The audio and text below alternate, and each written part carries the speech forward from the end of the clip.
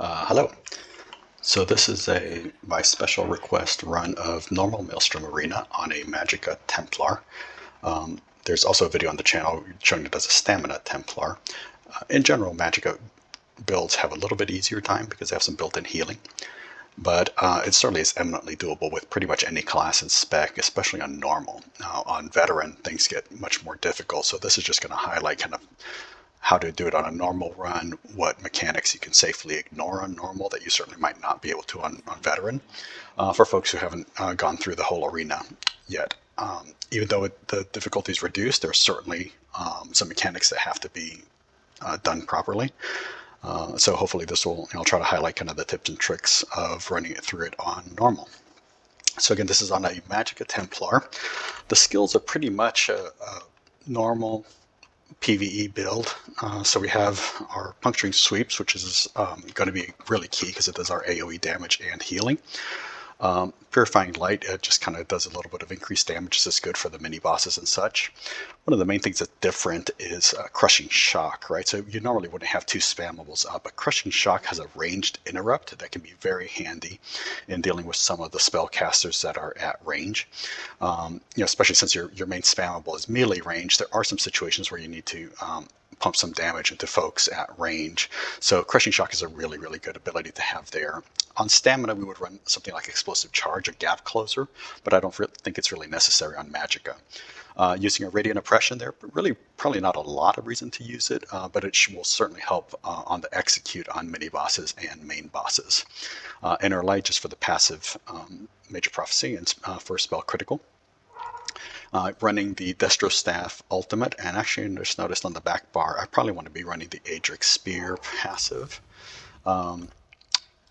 To get us a little, there's some bonus associated with having an Adric Spear ability slotted on the back bar. Ritual of Retribution, just kind of another AoE effect. Unstable Wall of Fire, which will explode and deal a little bit more damage. Notice I don't have spears slotted. Stuff doesn't tend to stand around too long in normal, so that's kind of a waste of a slot in my opinion. Solar Barrage will give you a nice AoE blast as well. Channeled Focus for our sustain, and it'll give us a little bit extra resistances when we're standing in it, but really not super necessary on normal. Gear wise, we are just using some standard overland set. Grundwolf, again, it's a sustain set. You could run almost anything. If you're having trouble surviving, Ice Heart is a great option. I don't believe I have Grothdart on me. That would be another real good idea. We could also run Maw. If we're, probably switch to Maw since we're probably not going to have sustain challenges. If we do, we can always switch back. So that gives us a little bit of added single target DPS. Burning Spell Weave, we're running a lot of fire, so that should have nice uptime on our spell damage. And Medusa for our critical. Could run Lightning Staves instead, because there's kind of a lot of AoE going on. Inferno is fine. What else should we talk about? Using Witch Mother's Potent Brew as a consumable. Again, if you're having problems, this is good for sustain. If you're having trouble surviving, you could switch to Bi-Stat or Tri-Stat food, or even gold food if you really needed to. Should really not need to on normal. This is more about technique than about gear. If you haven't done Maelstrom before, you want to pick up the quest before you go in. That'll let you resume at any one of the arenas. You also want to use this dude to repair your gear. It's not super cost effective, but you don't want your gear to break while you're inside the arena. Using regular Essence of Magicka potions. Again, if you're having trouble surviving, some of the skills that you could slot would be for light armor, you could slot Harness Magicka, which will give you a little bit of sustain and a nice damage shield if you needed to. And you could also, again, you could slot a Templar heal on your back channel. I would, something like Honor the Dead would be great on the back bar instead of Solar Barrage if you're getting in trouble with health, right? So that's a nice, cheap heal when you're below 17 or 75% health. Well, that's about it. So I'm going to go in. I'll try to describe each arena as we go through it. The quest lets you resume. There are 9 arenas total, so if you die or leave or whatever, the quest will let you resume at the beginning of the last arena you started. Once you move into the arena, the game kind of starts. It's multiple waves of enemies with 1 or 2 mini bosses in the middle and one big boss at the end. Notice the little blue glowing things that have shown up kind of around the arena. Those are important primarily on veteran, but if you're having trouble, don't be afraid to use them. So those are little kind of buffs, right? So what that does for like that one on my left there is wings, that gives you some run speed. The goblet gives you some additional healing. The important ones in my mind, that shield over there that's right in front of me right now, that reflects all damage for I think 20 or 30 seconds. So that will be an important one. We'll certainly use that in some of the other arenas to help us out. And the last one that just despawned is a little axe that increases your damage. So shield and axe are the big ones. Although don't be afraid, especially on normal, don't be afraid to take them. As there's really no downside. There's downsides in veteran to taking these, but it decreases your score basically. So if you're not worried about that, then just go ahead and take them whenever you need them. You'll start learning the kind of the pattern of each arena. What we're seeing here is pretty typical. So just this, you've got a little mini boss here, guy kind of spawns up. So not much trouble there. Now this is on a relatively high CP character. But this is certainly doable. I've done it level 20, 25. It's great experience when you're leveling up. The main problem, if you do it when you're below level 50, is you will not get a Maelstrom Arena weapon at the end, which is a little bit unfortunate. But I mean, you can get, especially during anniversary buffs and stuff like that, you can get 5-6 levels just for doing one run through of normal Maelstrom Arena. So that's really good experience. Doing it on normal gives you a little bit of a sense for how stuff spawns on veteran, but again, on veteran it's much more difficult, and the enemies hit harder. There's much more incoming damage, and skipping mechanics is going to be bad news. This arena just has this little kind of floating thing. I mean, it does a little bit of damage, just nothing, nothing to write home about. And then here's our boss, right? So you want to save your ultimates for the boss, and then just kind of burn him down. This is certainly going to take a lot longer if you're not at a higher CP character level. So that's the end of the first arena. At the end of each arena, you will have the repair guy again if you need him. You get a chest with some interesting stuff potentially in it. Collected that. And then you can take this little portal to go to the second arena. Before we do, I neglected to talk about champion points, especially since the revamp. And I'm actually not sure. Yeah, so I'm not optimized here right now, and I'm not sure I have points to do this any better. So a lot of the current guides talk about using Backstabber to increase your crit damage on enemies you're flanking. That's pretty useless to us right now. So I guess we should do a quick redistribute. Take these out of Backstabber, because we'll never be flanking anybody, and put them instead in Deadly Aim. Which will increase at least your single target damage, will help with mini bosses and stuff. So let's blow 3,000 gold on that, because I think it just makes a lot of sense. The red, asks max health, the stamina, magicka, and health recovery. Siphoning spells, again, is to recover magicka when you kill enemy, which you can be doing a lot of. So this is a nice sustainability. I haven't seen a lot of people use Ironclad, but I think it decreases some of your incoming damage. So we are now better set for this. Portal number 2, again, pretty straightforward. Got these little whirligigs around here that will do damage to you, so you don't have to avoid them. The damage is not that high. But certainly don't kind of walk with them, right? And then you have these guys at ranged that will kind of sit there and plink you. So it's always a good idea.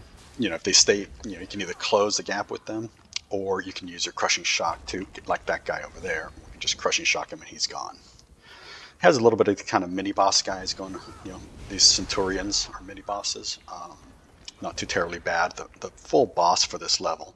Oh, and you can stop between rounds. Actually, whenever you want, you can kind of stop the whirly blades. They do put a dot on you, so it's sort of nice to stop them in between the rounds to let those dots bleed off of you. Again, much more important in veteran than it is here, but that the damage is severely increased. If you lose guys, like I lost that guy, remember you can kind of look at the top and see your enemy compass will tell you where the bad guys are. It's easy on some of these arenas to lose folks as you're kind of running around. They can sit and plink you, which is unfun.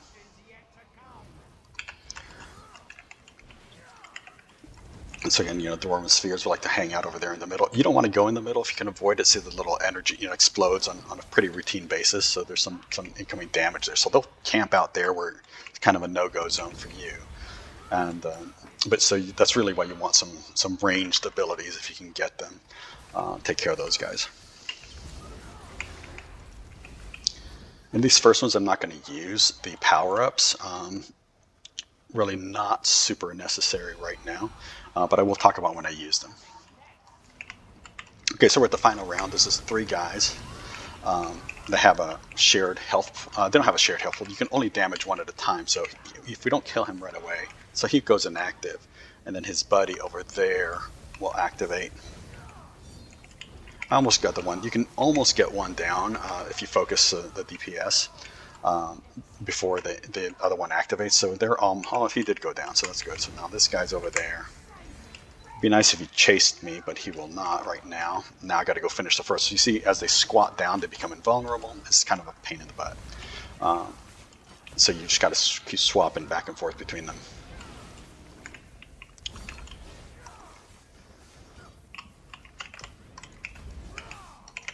It's a little bit of restore. Put my rune down to help my restore a little bit. Now he should be ready to just go down. And that's the end of Arena 2.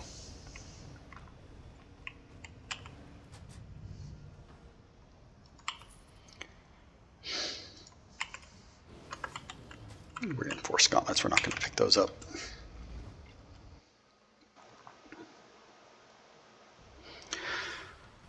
This arena is a floor is lava kind of place. You want to stay on the islands. Enemies will spawn in the islands.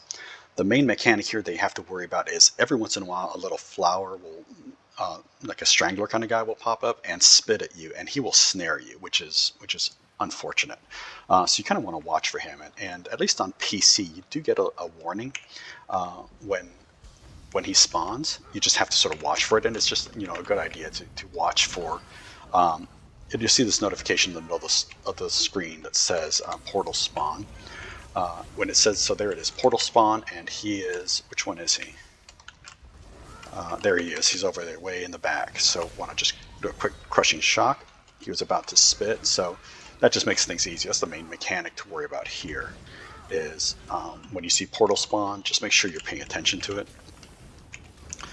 This guy is a little mini boss, but these guys at range will actually pummel you pretty good. So I try to focus the ads down and just kind of incidental damage on the mini boss until they're down.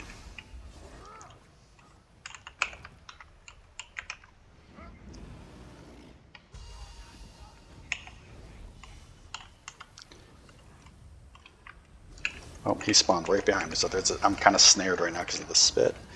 Not a huge deal on normal, and it would help if I were on the right bar.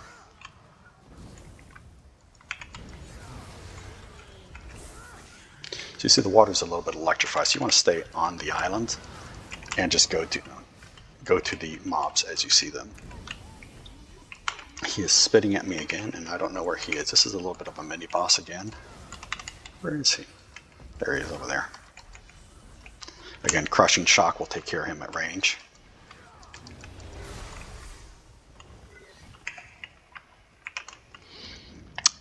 It's a good idea to drop your restore and focus between rounds. It helps your regeneration. And just open with AoE, so anything that comes with you pretty much melts. Well, the thing was right behind me, so that helped.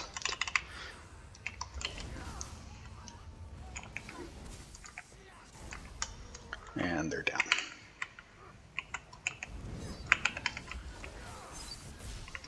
Should be having one of the little spitty guys spawn. He's going to be one of those. Probably there he is over there. Oh no, that's the Queen's Advisor.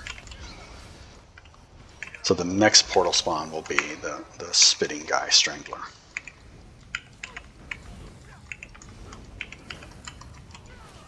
Assuming the round lasts that long. And it did not. Good.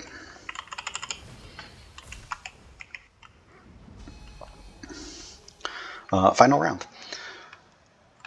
So this boss is actually pretty straightforward, kind of tank and spank. She has some incapacitating effects. So kind of right there, she stunned me because I was in the cone. And then she is going to spawn some ads, including potentially a little spitting guy, but really on normal. If you just if you're high enough CP, just lay on the damage, and she is down.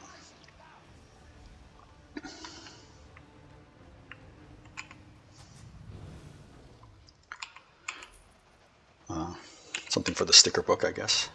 And just in case, we'll probably go ahead and repair.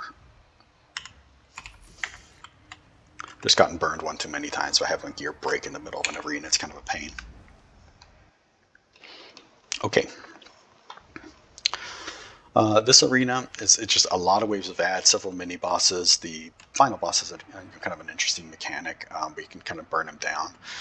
The main problem here is this thing in the middle kind of obscures your line of sight. So there are these little robot dudes that, if left unattended, will camp out here in the middle and get a damage shield on them, which is going to make your life a little bit hard in terms of taking them down. So, really we kind of want to prioritize those.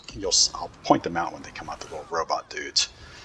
Again, a great use for the crushing shock is to kind of kill them at range. Now on vet, you'll want to take that healer down first. It just makes your life more difficult. There he is right there. So you notice he's got a shield around him now. If I'd caught him earlier, would have been easier to kill. So they're on the way in, it's a one shot. If he gets a shield, they're a little bit more annoying, and they'll kind of sit there and plink at you. Again, on normal, not a deal breaker. On vet, they can certainly cause a lot of damage. So he's getting ready to get a shield on, so we'll go over there and take care of him. And you notice, most stuff just kind of melts. I mean, you just got to be patient. You're not on the clock here.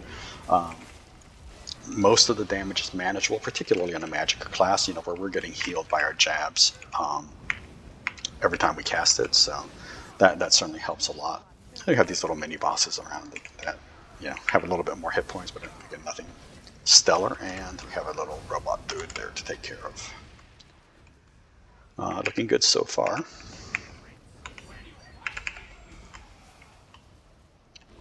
Wow, the Infernal took care of that guy on his own. That's pretty impressive.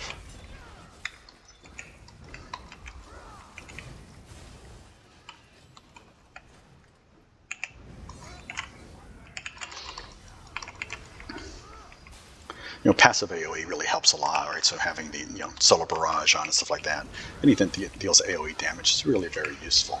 If you go in stamina, brawler is kind of the key to that. You can pretty much spam brawler and beat the whole arena. This guy's a little mini boss. You want to watch out for these uppercuts, right? They can crowd control you for a little bit, so it's always good to block that stuff.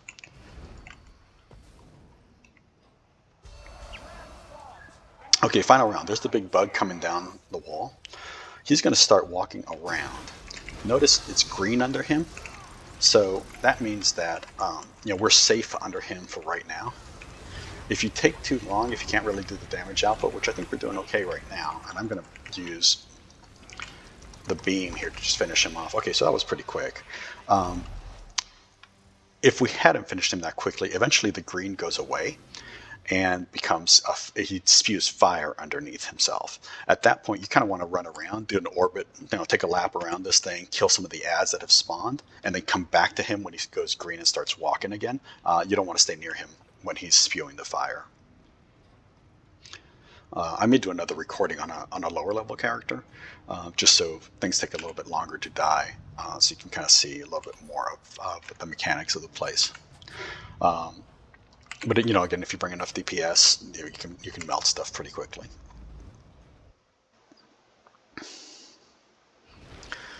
This arena here, this frozen rink, is one of the first kind of breakers for folk. So like in the other one, the water is lava, right? So the water will damage you. So you want to stay on these little islands as much as possible. There is a mechanic that happens here where a troll spawns on a very regular basis. He'll run to one of the islands and start smashing him. He must be interrupted. He is your highest priority, otherwise you lose an island. and eventually the main boss will come and start breaking these islands. So you really want to have preserve the island. So again, your highest priority is the troll that will spawn right in the middle. So watch those portal spawn messages. The other thing is you want to kind of stay on these back corners, because there will be a lot of range damage standing on the water where you can't get to them, particularly with our jabs. So by standing in the back corner, we're sort of forcing them to come to us, and that will make life easier. Like those guys, there's the troll, right? There's the spawn right there, and we are just going to use Crushing Shock to get him, and then we're going to move back so that those folks are forced to come onto the island. If you're at the edge, they're going to stand right where that guy is, and you have a tougher time getting to them. You can certainly drop your AoEs a little bit closer. We're going to back up and again force them to come to us. And there's the troll. Fortunately, he came to us because I wasn't paying attention, and took him down right there. And we have a little mini boss. So there's a little bit of a strategy, particularly if you're going to use the power-ups, which of course vanished right as I'm going to talk about them. But on the final boss, you want the last island that the boss breaks to be the one with the 2 power-ups, because those will be shield and axe, which are the ones you probably want. So I'll try to demonstrate that. I tend to forget because I'm not very mindful of those things. But certainly we'll want to show kind of how that works. There's the troll is spawning, so we want to get him quick. These are the highest priorities, and then I want to pull that huntsman back onto land and just peg him with Crushing Shock while he's out of my range.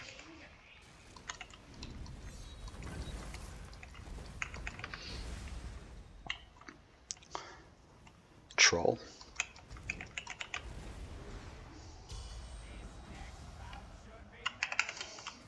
These little ghost guys hit surprisingly hard, even more so on vet.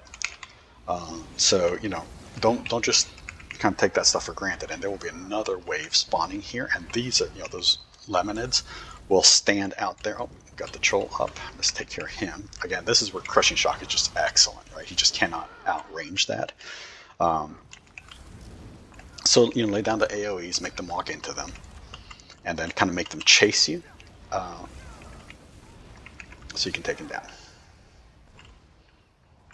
Troll spawning, and he's down. Again, with high enough CP, it does trivialize a lot of the encounter, but if you're not following the mechanics, there's certainly potential for stuff to go awry even on normal, and I think we'll see that on some of the later arenas. I guarantee that I'll do something bad. And don't focus too much on the ads, because then you get your troll over there. He's still your highest priority. And then use your ranged attacks to get everybody else down. Pull the lemonids back to you. And there's all kinds of stuff spawning here. It's like a mini boss. Again, troll's about to spawn, so we can watch him. Oh, I'm on. Oh, what's going on here? Oh, I got him. Thought I was on the wrong bar, and I'm losing a decent amount of health. Maybe we should have slotted tri-stat potions instead of just the regular Restore Magicka potions. I'm a little bit under-healed if I can't use my Puncturing Sweeps. So what this boss does, right now at 75%, she's going to flash red, and she's going to destroy an island. So we want to destroy the island with one, focus on the troll, with one power up on, on crowd control, but that's okay, it's okay. Just don't panic. When she gets to 50, she's going to break this island. You'll see it, you should see it, there's the red flash. You're going to get off the island. Now we can move to the last island. So she just destroyed the last one. We can take these power-ups. Don't really need them, but why not? Just makes it a little bit easier, right? So the troll's coming. He should just die to our regular AoE. And then we're just going to focus her, and we can use our beam to finish her off, and she's down. So this is, kind of the first big test of mechanics. You saw my health got actually pretty low. Downside of the MagPlar is that you must be in melee range to heal yourself with jabs. Certainly having a heal on the back bar would have helped there. And not collected, might as well collect it for the sticker book. Spiral Shadows is another mechanics heavy, and then on Vet even more so. So you see these pillars out there. Those are going to get webbed up by spiders. And you're also going to see some little grub-looking dudes walk around. If you kill the grub-looking dudes right next to the pillar, it will unweb it. If you unweb all 6, I guess there's 6 of them, then it will stun everything in the area. So that's a great thing if you can time it for the mini bosses or the big boss, is to have them all uncovered. It's actually reasonably difficult. I wouldn't stress it too much. You want to keep at least 2 or 3 of them uncovered, because there will be something called a spiderling swarm every once in a while. If you stand next to the glowing pillars, you're safe. If not, they will do significant damage to you. And the only way that the pillar will glow is if it's not covered in webbing. So again, your priority here is to watch the pillars and watch the little grub guys. If you kill one too far away from a pillar, it will give you a synergy, and you can toss a grenade to unweb a pillar. I'll try to demonstrate that. It's kind of a pain in the butt. It's better if you can kind of kill them closer to the pillars.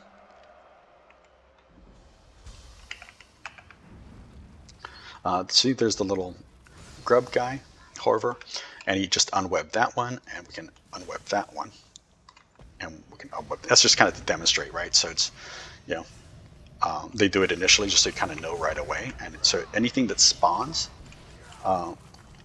will be stunned, which makes things much easier. So there's the little venom grenade synergy. We didn't really need it right then, but I guess I could have thrown it somewhere useful instead of there. That would have made sense. So there's our little Horver dude. The problem is they die very easily on normal, so you can't always get them in position.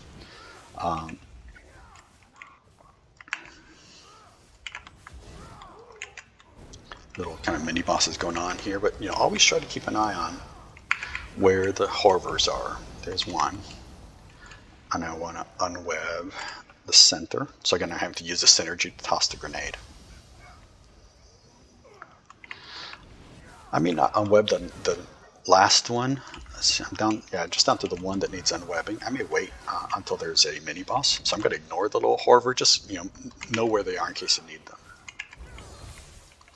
I mean, you can still kill them, right? Don't do anything. So just don't use the synergy to unweb the last pillar. Always block those heavy hits.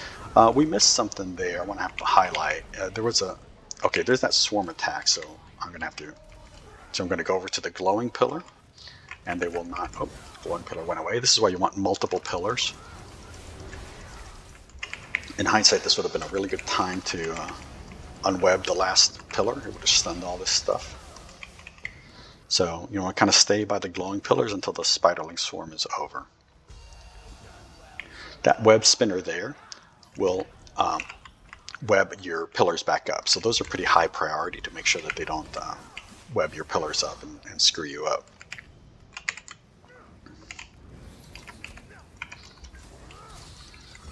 I think there should be a mini boss coming up. It'd be good to. I think he's a mini boss, yeah. So let's take the last pillar, and he's stunned.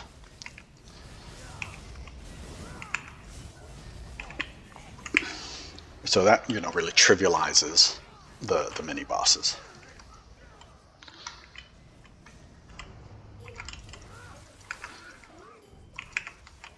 After we've used that ability to unweb them all, then some random ones will get webbed back up. So you need to kind of refocus on what's getting webbed up. So I got middle and left here still webbed up. There's a Horver over there. So I'm going to. That's a long shot. Let's see if we can. It's a little bit tough to see. Okay, so we took out a web spinner there. That's good. Interrupt him. And how are we doing?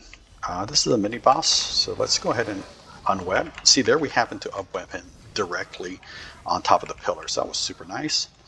And that was a mini boss, and during one of these little spiderling attacks, so that worked out pretty well. Oh, there's one more dude over there. We're going to take him at range. And then it should be end of the cycle. 2 void lurchers up. We got to unweb some pillars. So, you kind of ignore, the stuff that's going on. I mean, as much as you can. It's certainly much harder on Vet, but on normal you can really prioritize getting your pillars unwebbed. Okay, so we're at the final boss. We need to unweb 2 pillars to stun her. She is reasonably tough. He's webbing up my thing. Okay.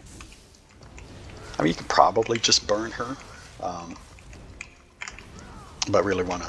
I have no idea what that message means. I've never really understood what that means, but I believe them. Okay, so there's our last Dumaflachi. Unweb that guy over there. And now she's stunned, and that is going to be a really bad day for her. So, let's drop my ultimate, and when she's below 20, just use my execute beam. And she's down. So that was actually pretty clean.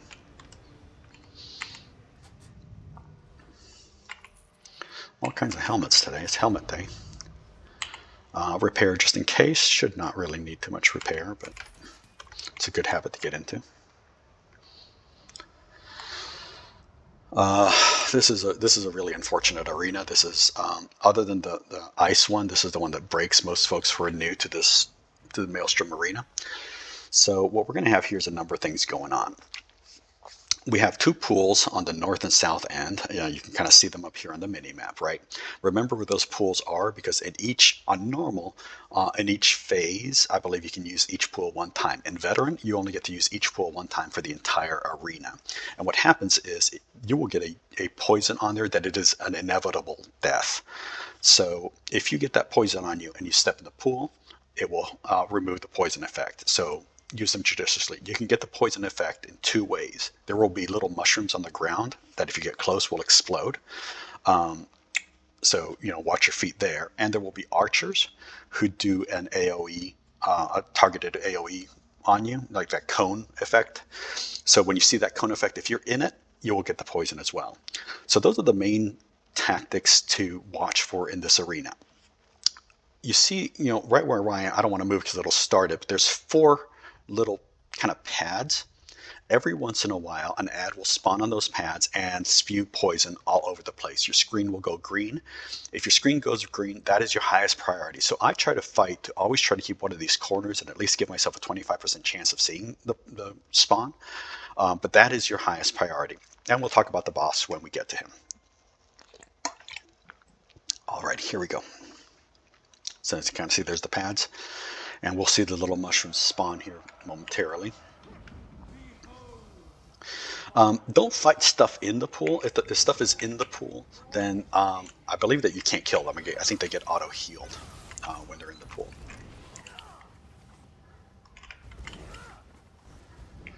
That looks like an archer dude over there, Venom shot. Taking aim on Vet is a 1-shot. I don't think it's a 1-shot on normal. I thought that was going to be the thing we had to kill, but it's not. See, there's the cone. We want to avoid that. So archers are high priority. These trolls are whoop, see, almost stepped in the poison there. There's a mushroom right under him. And then they enrage at the end.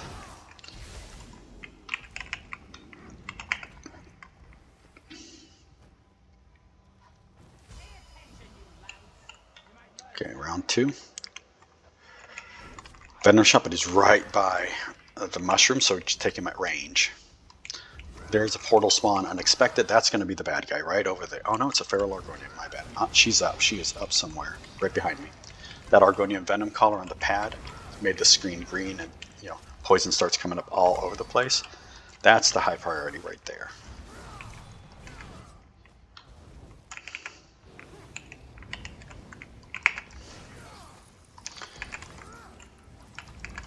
That troll is right next to a poison, so you gotta sort of watch your 6 there.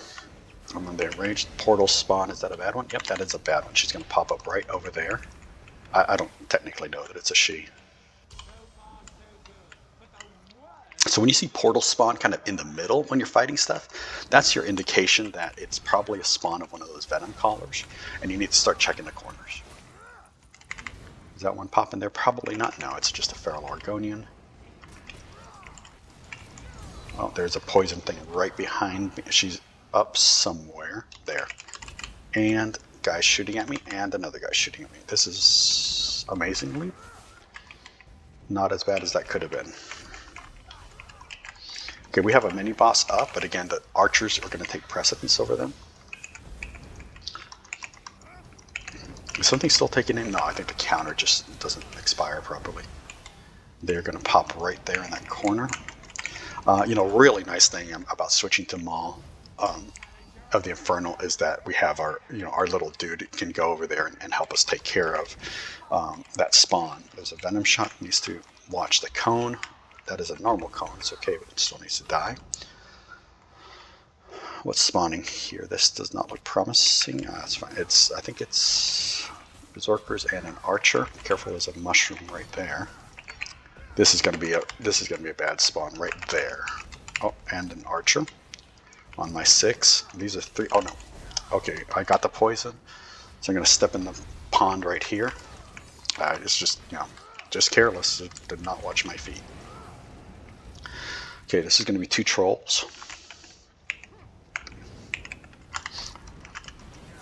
And fortunately, our Maw told us that there is a Venom collar right there.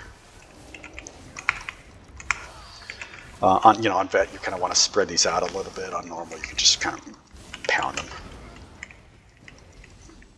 There is a mushroom right there to watch for. So I can't use this pool again, I don't believe. Okay, final round. So this boss is interesting. You can... Oh, that's a Venom collar. Dang it. Okay. This boss is interesting. He has an enrage mechanic. So at some point when we're fighting him, he's going to spawn some ads. You want to kill 1. Don't kill 2. Now the other one, see, he shields his local area. This is bad because the shield protects you. Now you to watch there's a mushroom right there. Don't kill him. If you can safely attack the boss, then do. That was bad. That's okay. We're okay. And a Venom collar spawned. So that shield protects you from the boss's screen. In general, you can probably get this boss down if you're high enough CP before the first shield happens. But if not, in case you didn't see exactly what happened there, the second guy spawned the shield. I stood under it while the boss was shouting. You can still damage the boss, just don't kill the guy who's putting up the shield. Particularly on vet, that mechanic really needs to be respected on vet. On normal, you can probably burn the boss down if you have enough DPS.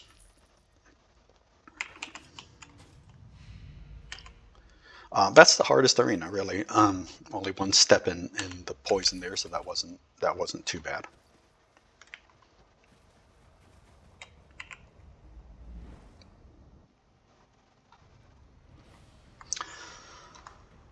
This arena has a unique mechanic in that there are 3 pillars that are going to spawn in the kind of the edge of the arena.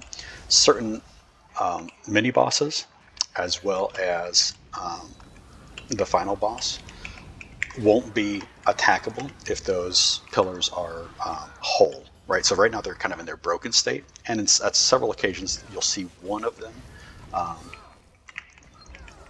go whole. That becomes your priority. You can watch for those uppercuts. There's a lot of kind of uppercutting mobs. Oh, here's one, right? So the pillar's whole. So first we got to take the pillar down, then he becomes vulnerable.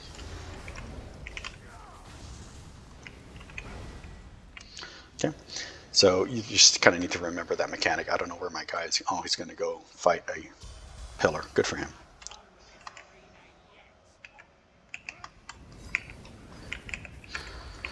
Again, at the beginning of the round, it's a good time to kind of drop your AoE. Stuff will walk into it. Drop your rune. That can help you out. See that guy spinning over there? He's dying to my AoE. But on vet, those are very, very powerful. They can do a lot of damage. So when you see them spinning, they become your priority. Mini boss spawn, so we need to break the portal.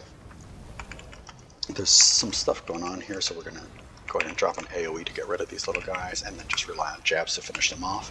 If you take too long, I think, on this mini boss, I think the pillar can reconstitute, making him immune again. So you just sort of need to watch for that.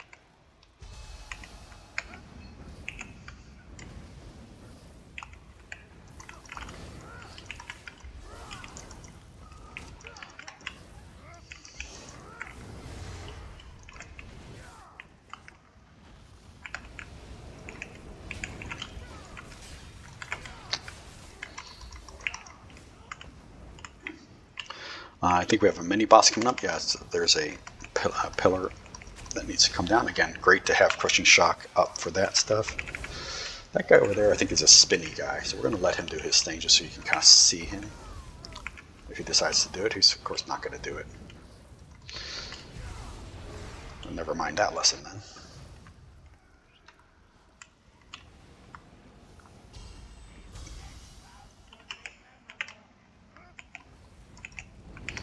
There's a lot of stuff going on here. You know, just stay calm and prioritize the ads and take them down as you get to them. Again, don't forget the little, you know, if you need the shield or the axe, you know, don't hesitate to use it. This is a mini boss. She's a little tough. She's a dragon knight, so she'll drop a standard. So you want to focus her down. Again, on vet, these, you know, takes much longer, and the little ads would have been more of a problem. So her, you can just focus her down. Okay, so final boss, all 3 pillars are up. So you need to outrun him. Take the pillars. If you are damaged, constrained, then this would be a great time when you do the last one. Pick up the axe, and that will greatly increase your damage against him. He is actually not all that tough. If you take too long, all 3 of the pillars will reconstitute, and you're going to have to break all 3 pillars again. Okay, we're on the next to last arena. We already have that. Okay, so this is the last arena. A lot going on in this one. I'll try to explain it more kind of phase by phase. Initially, it's just kind of waves of ads. For rounds 1 through 3, just kind of take him down. You know, drop some AoEs, make your life a little bit easier. Those blue ghosts are bad for you. They will... okay, it was hard to see there. A gold ghost came in. If you know, gold ghosts, particularly on vet, are a high priority. If you take 3 of them, you can stun everything in the arena. So kind of see him spawn there. The blue ghosts are bad. They snare you and damage you. The gold ghosts are good. Now, this crematorial guard on normal, you can probably just take him down. But see, if you circle him, you'll stay out of his flame. But really on normal, you can probably just go to the face and take him out. Okay, now I have 3 gold ghosts. I have a spectral explosion, and I'm probably not going to get to use it because I think we're changing phases. No, I still have it. That's nice. Okay, round 2 is more of the same. Avoid the blue ghosts. Take out a little stun guy. I don't like them. And I'm going to have to go through the blue ghost to get the gold ghost. Always be moving. You can watch your 6.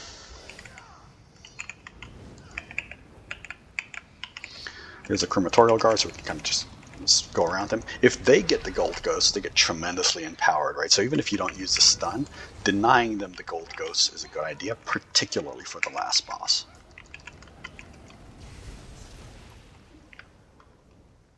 I drink a potion, start regenerating some magicka.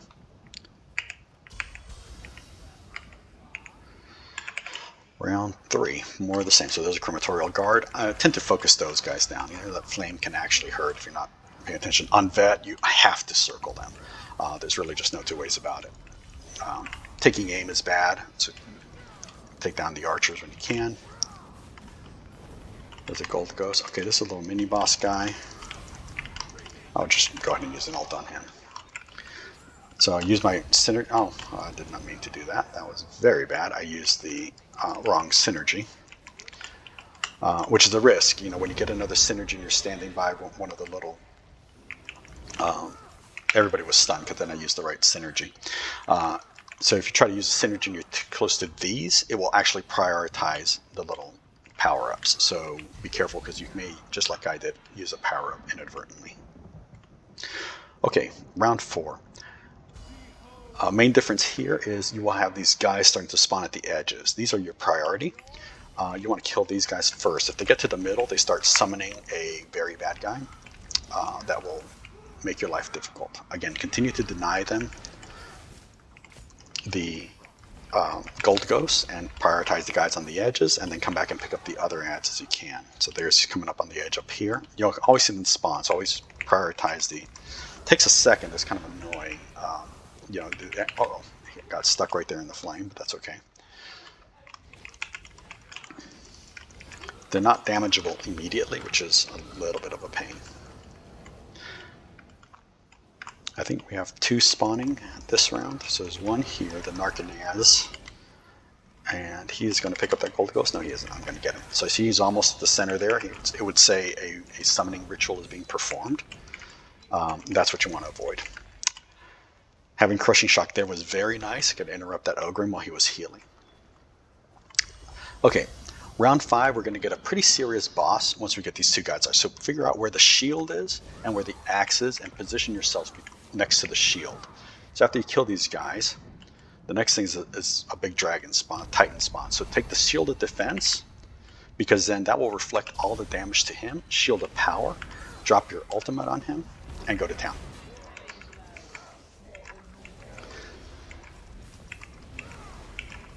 So that was actually pretty straightforward. The shield is a huge benefit there. Okay, I got it.